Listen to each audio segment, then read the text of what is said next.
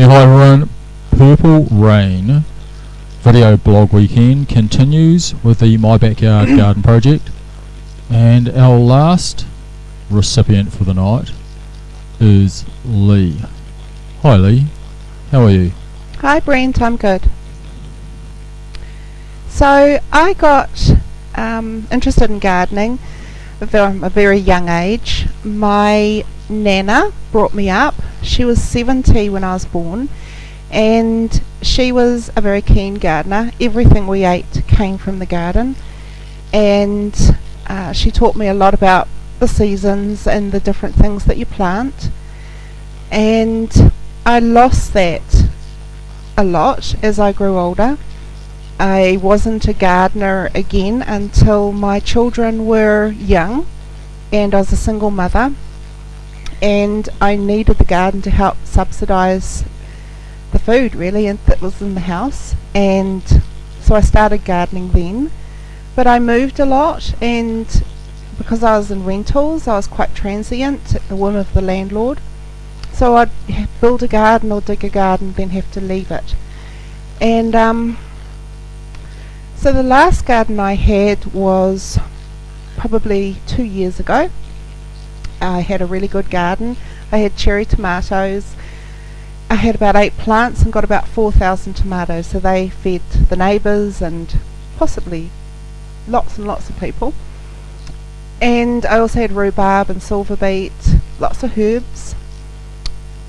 I had to move again, and then where I moved already had an established dug garden, which was great. It was a raised garden, and so I weeded that, and I thought this will be easy. I'll be able to plant cherry tomatoes again and all the things that I'd grown previously.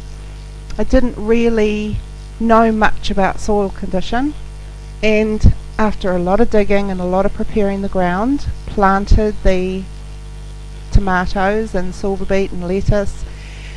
I think I got 4 cherry tomatoes, and they were very, very small, and most things that I had died, and it was all due to the soil that was in there.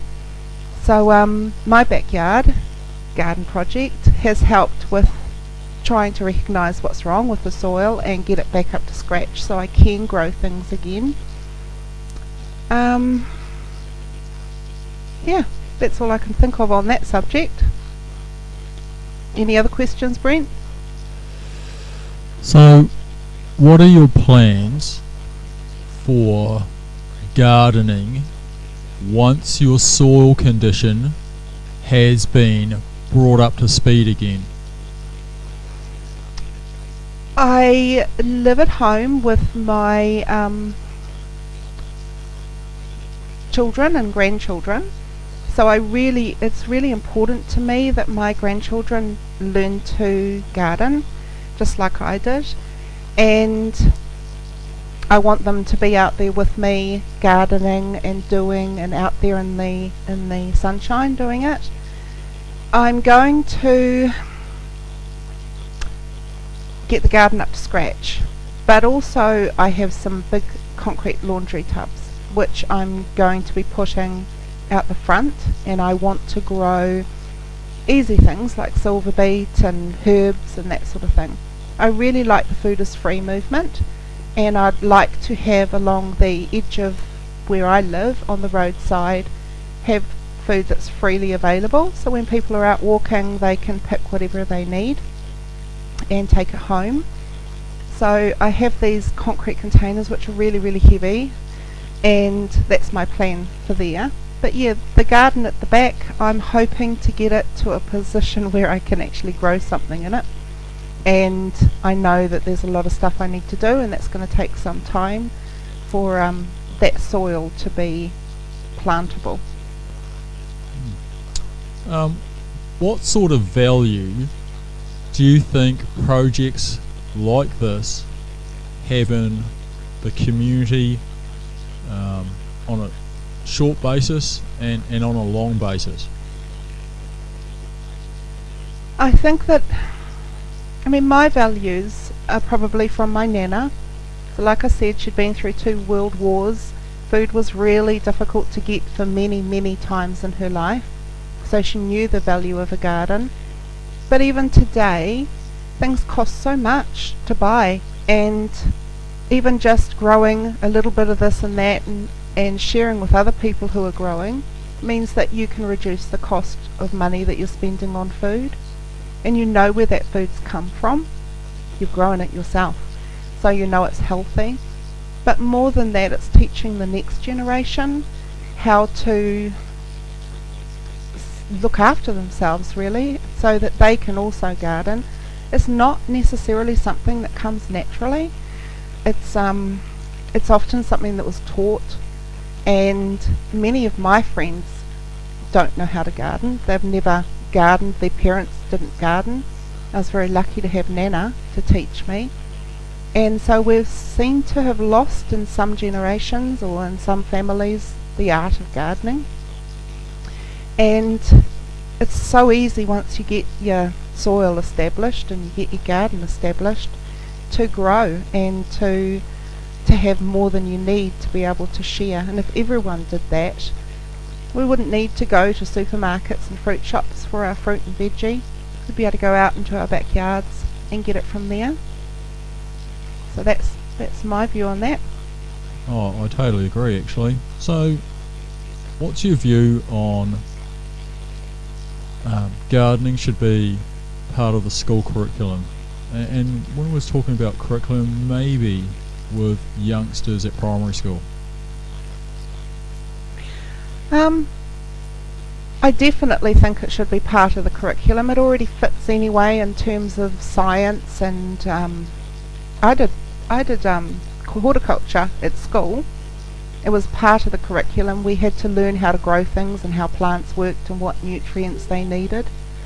We've lost that because my children have not. They've all finished high school now, and none of them have done horticulture or any sort of gardening. Some schools do it, but it's more to get children outside, I think, and activities outside than to be part of a curriculum. I'd like to see my grandchildren being taught how to grow food. It's a necessary skill, and we don't know when we may need those skills again. At the moment, food's plentiful in supermarkets if you can afford it, but we don't know what the future brings. And I think that as a people, we should know the land, we should know how to grow, and we should know how to feed ourselves if we ever need to. Well said. Lastly, you admin the West Auckland Food Foraging Facebook group. In the time that you've been adminning it, have you found the group to be growing, and has there been a frequent update of more areas that can be food foraged, or due to the fact that there's a greater influx of people wanting to get housing out in West Auckland, that we're actually starting to lose some of those food foraging places? Yeah, so the Food Foraging West Auckland page, it's a page for both finding where to forage food, but also where there is free food. So when I was a single mum growing up, I knew where all the fruit trees were in all the reserves, and as a family we used to go out and pick pears or pick apples or whatever it might be. I think it's Cranwell Park in Henderson by Westwave has amazing 100 and something year old pear trees, and each season the amount of food that drops from those heritage trees onto the ground and rots is incredible. But that fed us, and we froze them and had pears throughout the year, really. So I thought I'd set this page up because there is a lot of free food available in the community, in reserves and on roadsides.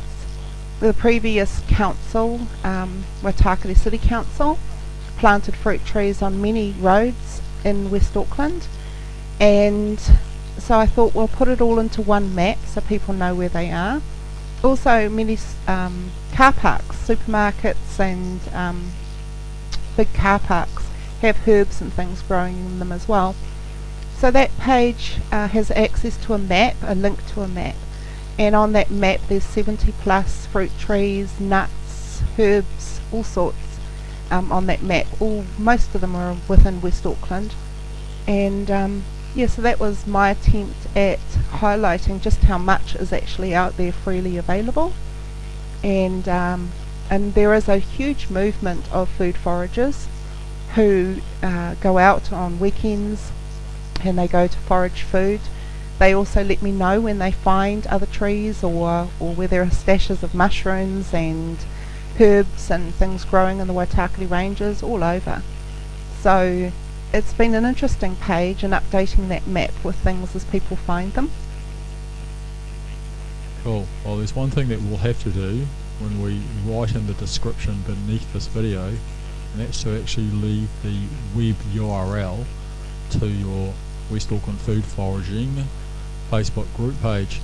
I did say it was going to be the last question, but as you were chatting, I was thinking about what had been achieved with our single mums in the last 5 to 6 weeks of the My Backyard Garden project. Now, does it surprise you that women make up the nucleus of the team that regularly meet every weekend to do the mahi, to build gardens? No, that doesn't surprise me at all. I can only speak for myself. As a single mum, it was very, very difficult to find the money to feed my 3 children, and I had my eldest was a big boy and played rugby league, needed lots of food, so it was always a struggle thinking, how am I going to feed them come the end of the week? And mums are probably the ones that think most about this or worry most about this, so that doesn't surprise me at all. And also mums are very resilient, I think, and if there's a way to get through something, mums are the ones who are usually going to find it. So I'm very proud of single mums, and that they've come together to learn how to garden and to share that experience with each other and to build them themselves. And I think it's absolutely fantastic. I think that this should be open to many, many more families out there, and it's a way for us to spend time outside with our children and our grandchildren, and to teach them some of these life skills that may or may not have come through to the next generation. Totally. I guess for us, being guys, especially DIY guys, we take it for granted what we can do with our hands. These are either things that have been passed on by grandparents or dads, or even uncles for that matter. But when you see women being taken out of their comfort zones to do things that are predominantly a male orientated thing, like denailing timber, pre-cutting it with a drop saw, measuring stuff, using nail guns, etc. I think the thing that I'm trying to stress here is how good a buzz it is to empower women with skills to a point where they know that they're contributing well. And well, I guess the final straw for us is giving them more responsibility to actually build gardens on their own. How does that sort of strike with you? Yeah, I totally agree. It's certainly, growing up with my grandmother, she didn't teach me anything about tools. So I know absolutely nothing about how to use a power tool, let alone other tools. And I don't remember in school really getting that knowledge either, and often we rely on schools to be teaching our children things that we don't know, and that's not always the case. And I know for my boys, I never taught them how to use power tools or how to build or how to make anything, because I didn't know myself, so that's a skill they missed out on. So by the children and the family being around while the gardens are being built or while the wood's being prepared, they're picking up this as well, and they may not have role models, male role models, who are teaching them these skills. So it's got a ripple effect. It's not just about growing something and eating it. It's lots of different skills that are being taught to the whole family, which is really, really important. Well, wasn't that fantastic? You said that you came totally unprepared. You had a great meal with us, and you've just shared openly a whole raft of things from many experiences, your own experiences, and I guess in some respects you can say thanks, Gran, for contributing to the garden knowledge that you have now, and roll on spring, summer, so that you can start growing some good shit in your garden. So thanks, Ollie. Thanks, Brent. Okay, that's Brent out, and that's an end of the Purple Rain Saturday, July 2nd, 2016.